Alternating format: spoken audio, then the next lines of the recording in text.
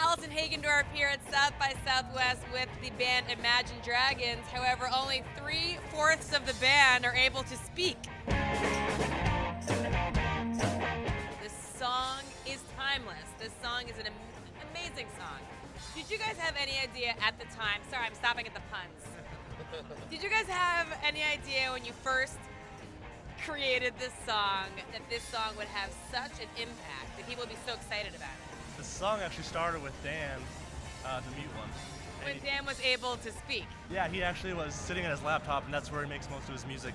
And he was literally like banging the table and clapping and stuff, and that's where that beat came from. And so, you know, I don't know if he was aware that it would be the single or not at that time, but we try and treat every song like it'll be the single and try and put as much into it as possible. So it was at a very transitional period of my life, and so the song was about, you know, being true to who you are. He speaks. All right, that's it, Dan. Don't talk anymore. You got like 3 more shows to go.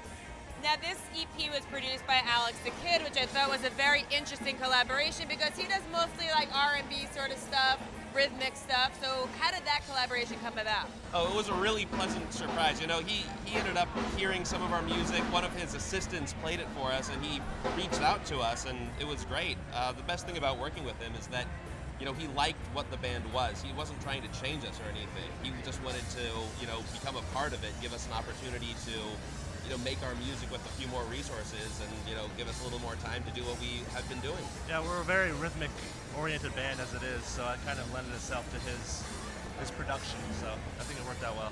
It sounds like it was just a perfect compliment with him. That's an interesting pairing. Sometimes you never know what you're going to get. Like, it's all about the chemistry, and it seems to work out. I want to talk about your debut album, which you guys are currently working on. So where do we stand on that? Well, we're looking at fall for a release, so this year. Where are we now in the recording process? We're on the road for so much of the the next few months that we're mostly going to be on the road, riding on the road, hopefully a little bit. But you know, we're going to hit it hard right when we get back. It'll be riding. I wanted to ask you guys that because you are on the road so much. Is it hard for you to write on the road, or sometimes people get, you know, inspired on the road and they're able to be prolific on the road? What's it like for you guys? I have a GarageBand on my iPhone, so I'm like making beats on this tiny little screen. Mixed results, but he has an iPad that he's using. Yeah, you can do a little more with the iPad GarageBand than the phone. I mean, nothing's as good as your home studio for creativity, but we found ways to be productive on the road. What's the Vegas music scene like? Well, when I moved there, I didn't really know what to expect. I hadn't heard a lot about the music scene there. Obviously, you know, there's been some big bands that have broken there, but wasn't sure what to expect. And so when I moved there, I was very pleasantly surprised that there's this underground scene that's happening there. We were able to kind of get in that, develop a fan base. So it was awesome, actually.